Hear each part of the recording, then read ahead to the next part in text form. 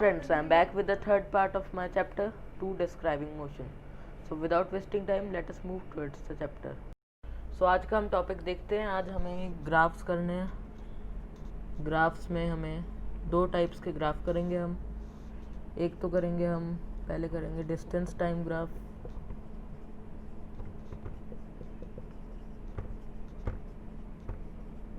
उसके बाद हम करेंगे स्पीड टाइम ग्राफ.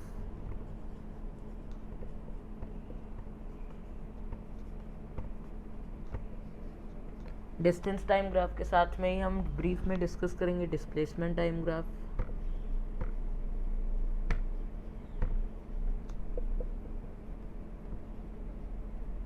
और इससे रिलेटेड कुछ और टर्म्स के बारे में भी हम जानेंगे. तो हम शुरू करते हैं अपने डिस्टेंस टाइम ग्राफ से.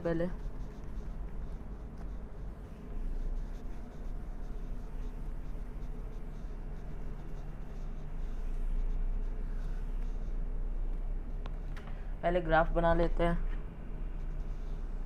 ये हमने वाई एक्सेस बना लिया और नीचे हॉरिजॉन्टली हमने एक्स एक्सेस बना लिया.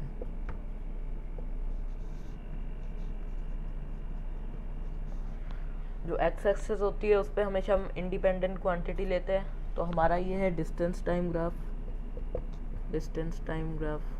तो इन दोनों में इंडिपेंडेंट क्वांटिटी टाइम है, जो किसी पर डिपेंड नहीं करता है. टाइम बढ़ता जाता है अपने आप.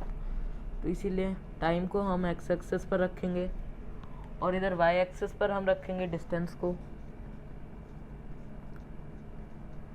तो अब हम किसी ऑब्जेक्ट के मोशन को इस पर ऑब्जर्व कर सकते हैं. जैसे कि कोई ऑब्जेक्ट है, वो इधर ऐसे चल रहा है, ऐसे गया उसका ग्राफ, फिर ऐसे गया, फिर ऐसे, फिर ऐसे, फिर ऐसे. ये ऑब्जेक्ट की मूवमेंट है. इससे हमें क्या पता चल रहा है, इधर से इसकी कुछ डिस्टेंस ये कवर कर रहा है. टाइम तो चलता जा रहा है साथ साथ ही. इतना डिस्टेंस इसने कवर कर लिया. उसके बाद फिर ये जब ये ग्राफ बिल्कुल स्ट्रेट हो गया, डिस्टेंस वाली एक्स वाई एक्सेस पर कुछ भी इंक्रीज़ नहीं हुआ, तो इसका मतलब वो ऑब्जेक्ट रेस्ट पर आ गया है. फिर उसके बाद उसने स्पीड में वो दोबारा चला. उसके बाद फिर वो रेस्ट पर आ गया. उसके बाद फिर वो डिस्टेंस कवर करने लग गया.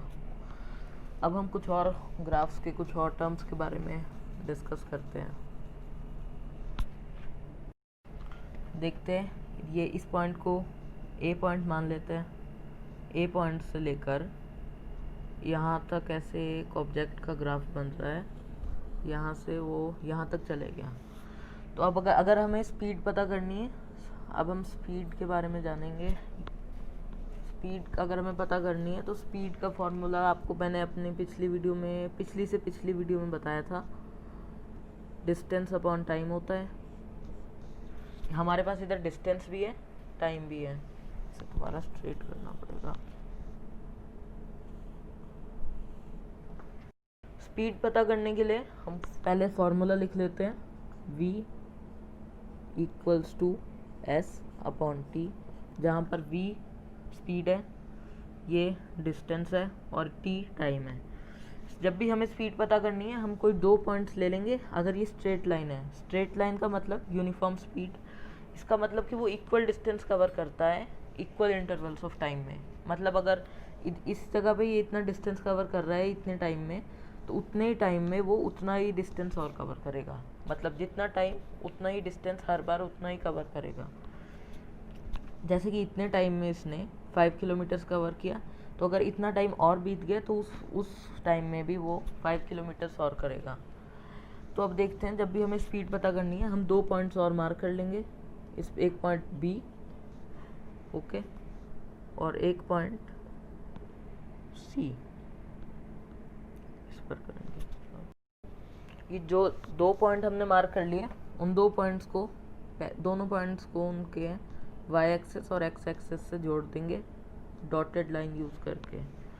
इधर इसको भी एक्स एक्सेस से जोड़ देते हैं. इसको भी बिल्कुल स्ट्रेट बनाना है, परपेंडिकुलर होना चाहिए. ये परपेंडिकुलर होगा इसके. यहाँ से भी वाई एक्सेस से भी जोड़ देंगे उन दोनों पॉइंट्स को. ये सी पॉइंट जुड़ गया वाई एक्सेस से. और इस साइड भी हम बी पॉइंट को भी वाई एक्सेस से जोड़ देंगे. अब ये जो दो पॉइंट्स हमारे पास मिले हैं, ये डिस्टेंस है, तो डिस्टेंस वाली पर हम इधर लिख देते हैं, डिस्टेंस वाली एक्सेस पे d1 इस पॉइंट को, और इस पॉइंट को लिख देते हैं हम d2 डिस्टेंस 2, और इस पॉइंट को ये टाइम वाली एक्सेस पे इसे लिख देते हैं t1 और t2। अब हमें इस ड्यूरेशन में b से c तक वो कितनी स्पीड पे गया हमें ये पता करना है। अब b से c तक वो कितनी स्पीड पे गया ये पता करने के लिए हमें पता होना चाहिए कितना डिस्टेंस ट्रैवल किया उसने, b से c तक उसने कितना डिस्टेंस ट्रैवल किया। देखिए इधर टोटल c तक, a से c तक उसने कितना डिस्टेंस ट्रैवल किया ये हमें पता है, जितना वो c तक कितना डिस्टेंस ट्रैवल किया उसने d2 डिस्टेंस उसने a से लेकर c तक ट्रैवल किया, क्योंकि देखिए ये बिल्कुल c पर आ रहा है c डिस्टेंस, और यहाँ पर a से b तक इसने d1 डिस्टेंस ट्रैवल किया। पर हमें क्या चाहिए, b से c तक उसने कितना डिस्टेंस ट्रैवल किया। अब देखो AC का डिस्टेंस,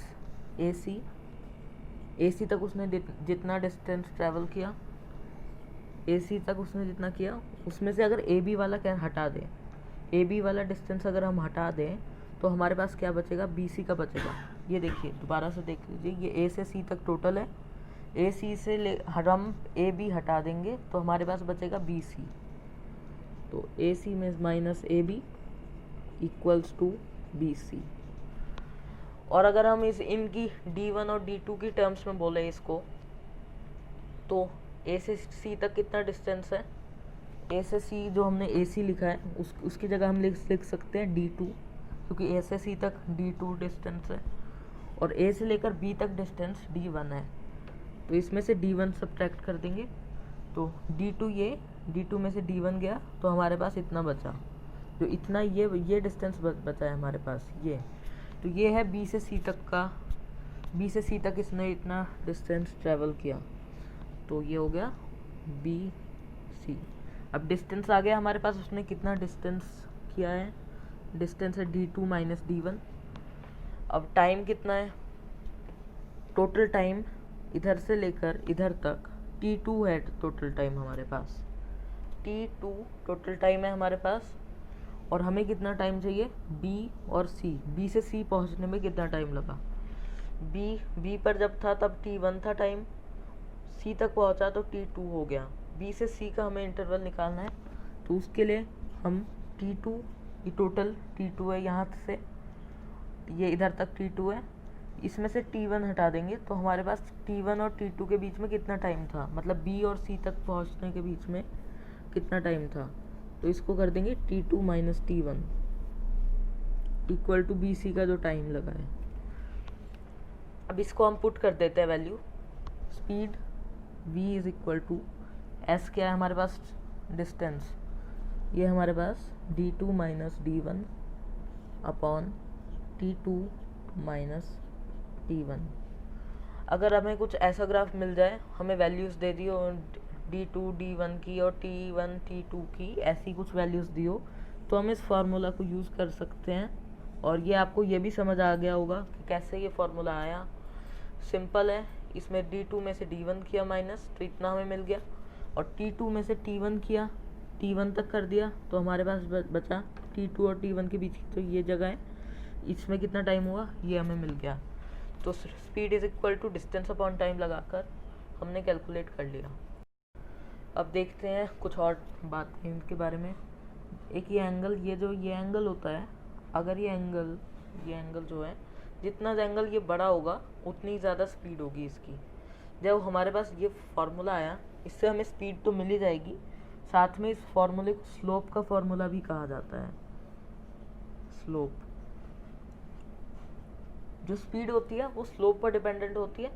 अगर ऐसा ही कुछ ग्राफ देखिए, ये ऐसा, अगर ये ग्राफ बिल्कुल ऐसा होता, ये होता इसमें, ये ज़्यादा स्लोप होता है इसका, तो इसका मतलब इसकी स्पीड बहुत ज़्यादा है, मतलब कि ये कम टाइम में ज़्यादा डिस्टेंस कवर कर रहा है ऑब्जेक्ट। तो जब ऑब्जेक्ट की स्पीड बहुत ज़्यादा होती है तब उसका स्लोप भी ज़्यादा होता है। स्लोप भी, अगर हमें बोला जाए कि स्लोप कैलकुलेट करें, तो स्लोप भी बिल्कुल सेम इसी फार्मूले से हम कैलकुलेट कर सकते हैं। और अगर ये फार्मूला, और कई जगह इस फार्मूले को प्रूव करने को भी बोलते हैं, तो उसको भी आप प्रूव कर सकते हैं ऐसा कुछ बना के। अब इसी के साथ हम डिस्प्लेसमेंट टाइम ग्राफ डिस्कस करते हैं। लिख देते हैं इधर डिस्प्लेसमेंट, इधर यहीं तक लिख देते हैं।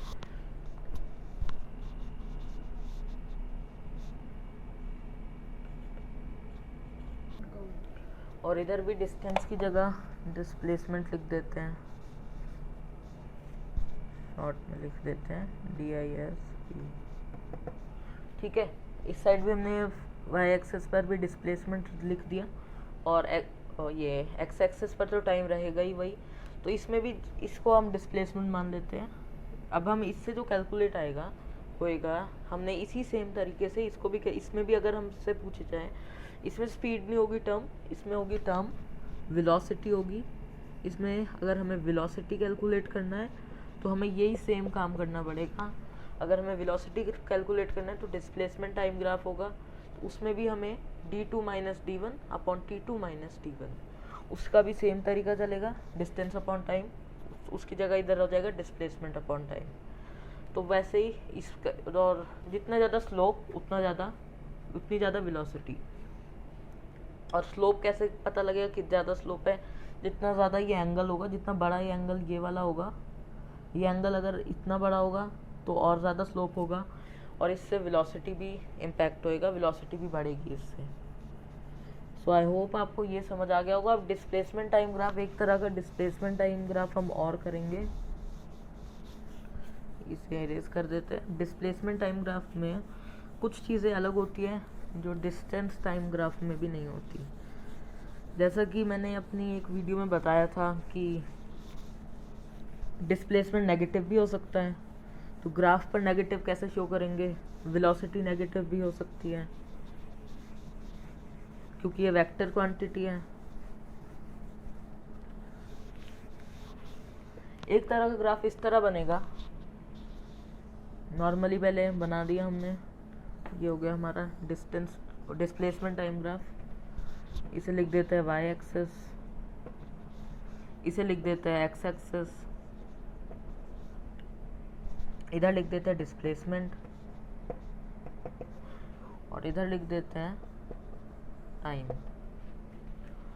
अब ऑब्जेक्ट की मूवमेंट को ऑब्जर्व करते हैं, टाइम बढ़ रहा है, डिस्प्लेसमेंट बढ़ रहा है।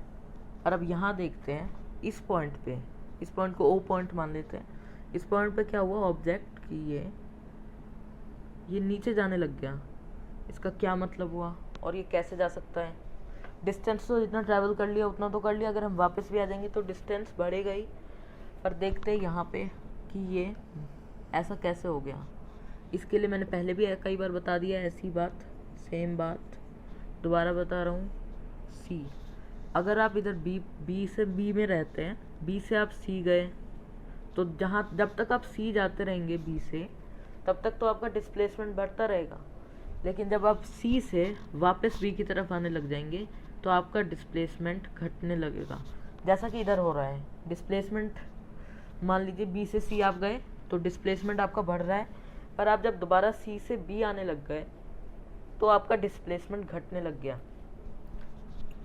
और एंड में जब आप बी पहुंच गए, एट लास्ट जब आप बी पहुंच गए, तब आपका डिस्प्लेसमेंट ज़ीरो हो गया। और अगर डिस्प्लेसमेंट नेगेटिव हो रहा है, कि मतलब डिस्प्लेसमेंट कम हो रहा है, नेगेटिव डायरेक्शन में जा रहा है डिस्प्लेसमेंट, अगर इससे और नीचे भी जा सकता है ये, अगर ये बी से ए की तरफ बढ़ने लग जाए, अब हम ए की तरफ बढ़ने लग जाए, तो वो रेफरेंस पॉइंट ये ज़ीरो है, तो ज़ीरो से नेगेटिव की तरफ बढ़ने लगेगा। इसमें वेलोसिटी भी नेगेटिव होगी इस तरह से। तो देखते हैं हम इसमें, अब इसमें हम दो केसेस लेंगे। पहले केस 1, यहाँ तक ओ पॉइंट तक, इस पॉइंट को रख देते हैं ए, तो यहाँ से ओ पॉइंट तक लेते हैं केस 1। यहाँ देखते हैं अगर हमें यहाँ की वेलोसिटी, ये देखिए बिल्कुल स्ट्रेट लाइन है, मतलब uniform velocity. Straight line means uniform velocity, क्योंकि equal displacement in equal interval of time हो रहा है। अब देखते हैं, जैसा हमने पिछले केस में लिया था, एक पॉइंट बी पॉइंट ले लिया, कोई भी ले लीजिए, कहीं भी ले लीजिए, क्योंकि ये यूनिफॉर्म वेलोसिटी है। अब इन्हें जोड़ देंगे, एक्स एक्सेस से जोड़ दिया इधर, और इस साइड हमने वाई एक्सेस जोड़ दिया, ज्वाइन कर दिया इनको। अब देखते हैं ये बी सी, इसको हमने D1 नाम दे दिया, इसको हमने D2 नाम दे दिया, इसे D1 नाम दे दिया, इसे वहीं इसको T1 दे दिया और इसको T2 दे दिया। जैसा हमने पहले किया था, D2 हमें वेलोसिटी निकालनी है, तो D2 minus D1 upon T2 minus T1। और अगर हम इसे सॉल्व करेंगे, अगर हमें कुछ वैल्यूज़ दे रखी है तो हम कैलकुलेट कर पाएंगे। तो इधर केस 1 तो हमें आ गया समझ। अब देखते हैं केस 2, इसे रब कर देते हैं।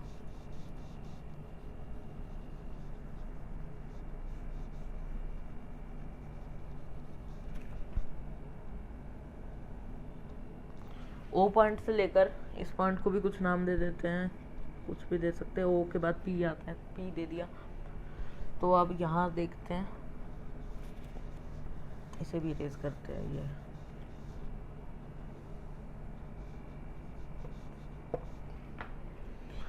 अब इधर हमें वेलोसिटी कैलकुलेट करनी है। तो वेलोसिटी कैलकुलेट करने के लिए हम वही सेम 2 पॉइंट्स ले लेंगे, बी डैश और सी डैश। कैलकुलेट करने के लिए टाइम ले लेते हैं,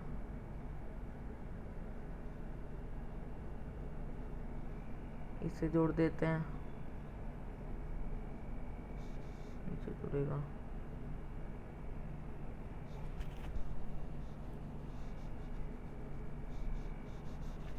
ये जोड़ दिया और इस सी को भी जोड़ देंगे इसी से,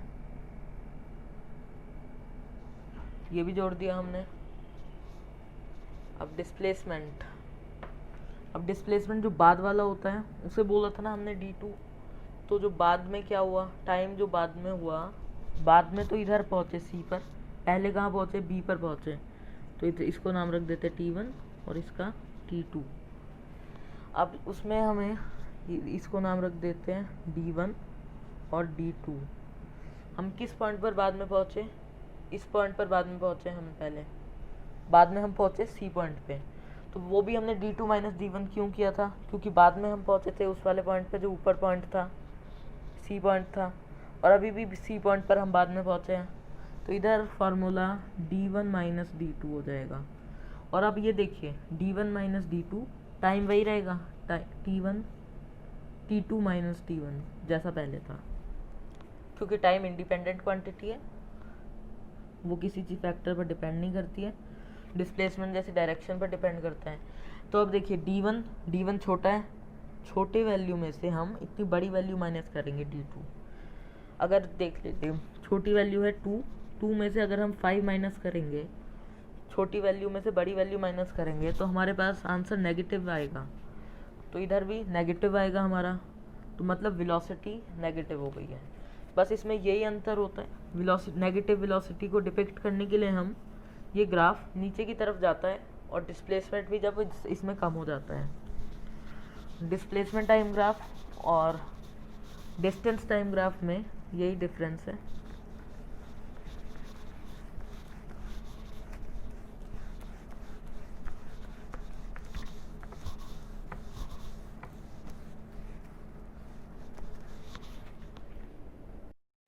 और डिस्प्लेसमेंट टाइम ग्राफ में एक बात उसमें दोबारा बता देता हूँ। एक जैसे ये है, ये मिलता जुलता जैसा हमने पहले बनाया था, इधर मैं जल्दी ऐसे लिख रहा हूँ। अब देखिए यहाँ पे जो एंगल बना, जब ये डिस्प्लेसमेंट बढ़ रहा है, जब डिस्प्लेसमेंट बढ़ रहा है तो एंगल बनेगा हमारे पास, एक्यूट एंगल बनेगा एक्स एक्सिस पर हमारे पास बनेगा एक्यूट एंगल जब भी डिस्प्लेसमेंट बढ़ रहा है। लेकिन जब यहाँ पे डिस्प्लेसमेंट कम होने लग गया है, तो देखिए ये एंगल जो बना, ये 90 डिग्री से बड़ा एंगल बना, मतलब ऑब्ट्यूस एंगल। तो acute angle, whenever the displacement increases, the angle formed to x-axis is acute, but it is obtuse when the displacement decreases. देख लीजिए, डिस्प्लेसमेंट अगर डिक्रीज करने लग गया, हमारे पास बन गया ऑब्ट्यूस एंगल। ये पहचानने का एक और तरीका है, वैसे तो आपको साफ साफ दिखेगा ही डिस्प्लेसमेंट कम हो रहा है, कभी कभी छोटे छोटे क्वेश्चन भी पूछ लिए जाते हैं, इस वजह से मैंने बता दिया है। अब हम अपना नेक्स्ट टाइप ऑफ ग्राफ देखते हैं, speed time graph. Speed time graph देखते हैं अब हम। स्पीड टाइम ग्राफ में भी इंडिपेंडेंट क्वांटिटी कौन सी है, टाइम। स्पीड तो डिपेंड करेगी, अगर आपने ज़्यादा एक्सेलरेट किया, ज़्यादा एक्सेलरेटर दबाया कार का, या फिर साइकिलिंग में पैडल पे ज़्यादा फोर्स लगाया तो स्पीड बढ़ेगी। पर टाइम पर आपका कोई कंट्रोल नहीं है, टाइम इंडिपेंडेंट क्वांटिटी है, इसी वजह से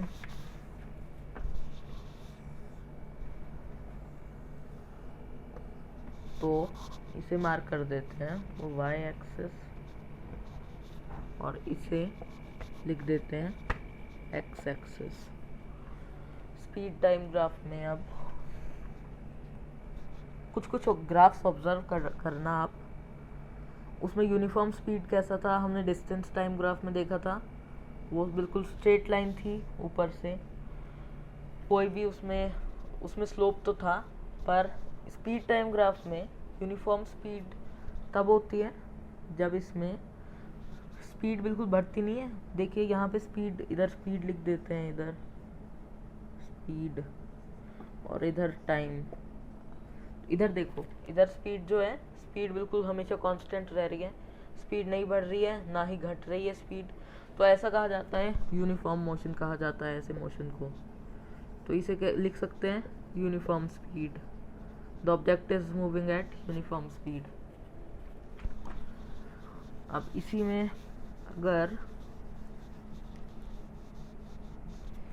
इधर स्पीड अगर हल्की हल्की जैसे स्पीड बढ़ रही है, स्पीड टाइम ग्राफ है, इसमें डिस्टेंस टाइम ग्राफ में कंफ्यूज बिल्कुल मत होना, उसमें डिस्टेंस अलग है, स्पीड अलग है, ध्यान से सोच के करना है।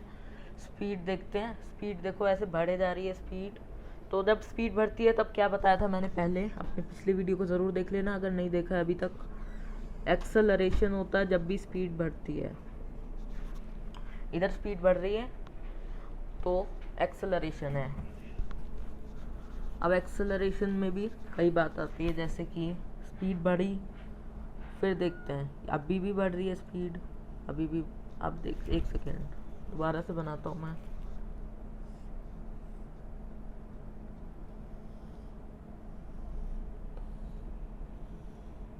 देखो यहाँ भी स्पीड बढ़ रही है, पहले इतनी थी, इतनी थी, इतनी थी।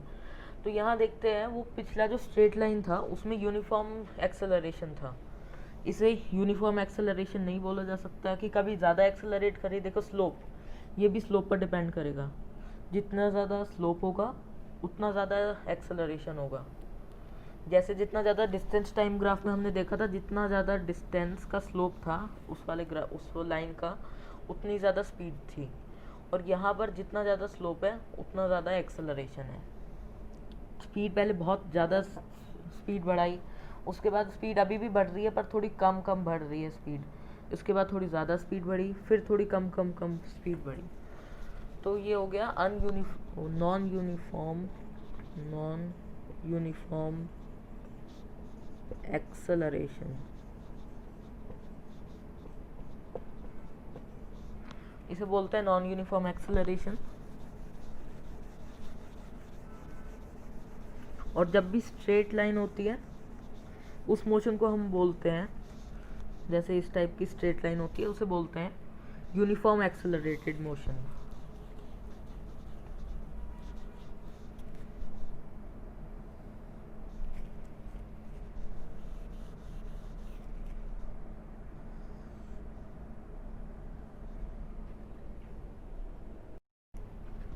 अब देखते हैं, अगर स्पीड बढ़ रही है ये तो हमने देख लिया, अगर स्पीड घट रही हो उसे बोलते हैं डिसेलरेशन या रिटार्डेशन।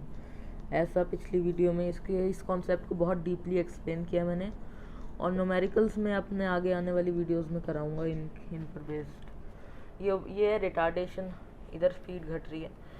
और अगर ये स्पीड बिल्कुल स्ट्रेट लाइन में घट रही है, जैसे अभी ये स्ट्रेट में, अगर बिल्कुल स्ट्रेट में घट रही है तो उसे बोलते हैं यूनिफॉर्म डिसेलरेटेड मोशन या यूनिफॉर्म रिटार्डेशन। और वहीं अगर ये स्पीड कभी एकदम से घट गई, एकदम से आपने ब्रेक अप्लाई करे उसके बाद थोड़ी थोड़ी अब आपने एक्सेलरेटर छोड़ दिया, धीरे धीरे खुद गाड़ी रुक रही है, तो वो कम डिसेलरेशन हुआ।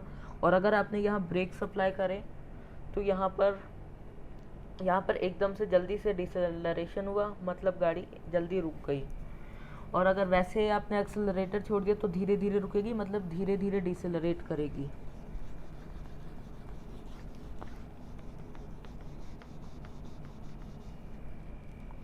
अब एक तरह का ऐसा भी एक इसमें सारा कुछ कंबाइंड है, जैसे कि ऐसे बड़ा, ठीक है, ये तो हो गया एक्सेलरेशन, यूनिफॉर्म एक्सेलरेशन या जो भी। और यहाँ पर ये इधर स्ट्रेट हो गया, मतलब कि यूनिफॉर्म स्पीड बिल्कुल नहीं बढ़ रही है। और इसमें कंबाइंडली इधर रिटार्डेशन भी हो गया, स्पीड कम भी हो रही है। इसमें आपकी सारी चीज़ें कंबाइंड है, एक्सेलरेशन, यूनिफॉर्म स्पीड और डिसेलरेशन।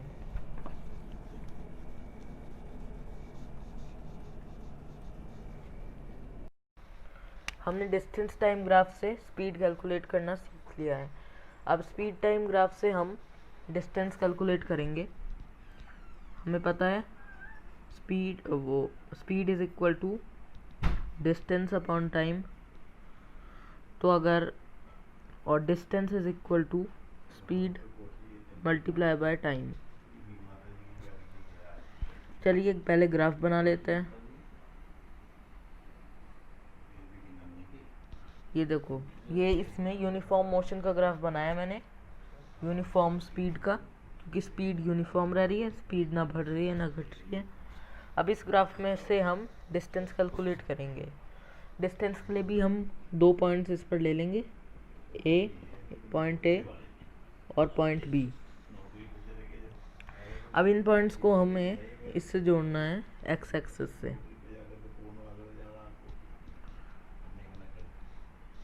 और इसको बोल देते हैं T1 और T2। और इधर ये तो एक ही है, इसमें कुछ ऊंचा नीचा नहीं है, इस वजह से ये, क्योंकि यूनिफॉर्म मोशन का है, यूनिफॉर्म स्पीड है, इस वजह से अब हम VT फार्मूला लगाते हैं। टाइम क्या हो गया, T2 माइनस T1। हमारे पास ये T1 और T2 के बीच का ये टाइम पता लग जाएगा, तो टाइम T2 माइनस T1, ये टाइम हो गया। अब इसके बाद हमें स्पीड से मल्टीप्लाई करना है। स्पीड कितनी है, इतनी स्पीड है, इधर जो भी वैल्यू होगी, जैसे कि कुछ V1 मान लेते हैं, तो S is equal to V1 multiply by time. ये हमारा फॉर्मूला बन गया। हमें ये इसमें, और एक बात मैं और बता देता हूँ, ये जो इसमें ये होता है, ये देखिए, यहाँ V1 जितना है उतना ही यहाँ होगा, ये भी इतना ही होगा। तो ये रेक्टेंगल है, इसमें जो ये होता है डिस्टेंस जो होता है वो हमारा जो ये बना है, इसे C और D मान लेते हैं। ये जो ABCD फिगर है, इसका जो एरिया है वो हमारा डिस्टेंस होता है। ये बात ध्यान रखना, स्पीड टाइम ग्राफ में जो एरिया होता है इस फिगर का, वही हमारा डिस्टेंस होता है। अब एक अलग टाइप का ग्राफ ट्राई करते हैं हम। ये तो यूनिफॉर्म स्पीड थी इस ग्राफ में, अब दूसरा ग्राफ देखते हैं। अब एक्सेलरेटेड मोशन का ग्राफ देखेंगे हम। ये एक्सेलरेटेड मोशन का ग्राफ है, इस पर भी 2 पॉइंट्स ले लेते हैं डिस्टेंस पता लगाने के लिए।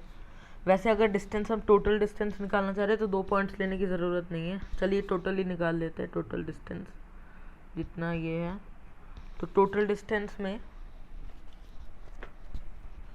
टाइम को भी सब्ट्रैक्ट नहीं करना पड़ेगा, यहाँ से लेकर जितना भी टाइम है इसको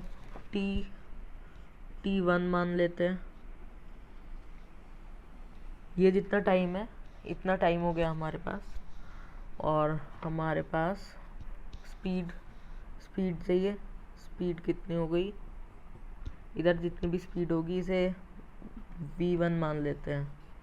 तो V1 स्पीड हो गई और T1 ये हो गया, 2 पॉइंट्स के बीच के होगा, अब इसका हम एरिया कैलकुलेट कर लेंगे। इसका जो एरिया होगा वही इसकी डिस्टेंस होगा, इसका डिस्टेंस भी वही होगा। एरिया ये हमारे पास राइट एंगल ट्राइंगल है, इसका एरिया होता है हाफ बेस इनटू हाइट। तो बेस इसका क्या है t, 1/2 बेस इसका t1 है, तो इसका 1/2 t1 multiply by height. Height कितनी है हमारे पास, जितनी इधर हाइट है उतनी यहाँ पे हाइट है, तो ये हाइट कितनी v1, t multiply by v1। तो जो हमारा ये एरिया है इतना डिस्टेंस ट्रेवल किया है।